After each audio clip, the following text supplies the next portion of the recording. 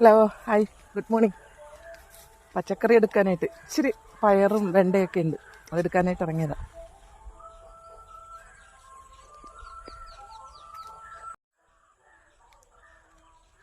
പുല്ലാണ് മുന്നിട്ട് വയ്ക്കുന്നത്. പുല്ല് പറിച്ച് മടുത്ത്, അതുകൊണ്ട് ഇനി പുല്ല് പറിക്കുന്നില്ല, വിളവെടുപ്പ് മാത്രം. പയറൊക്കെ ഉണ്ട്.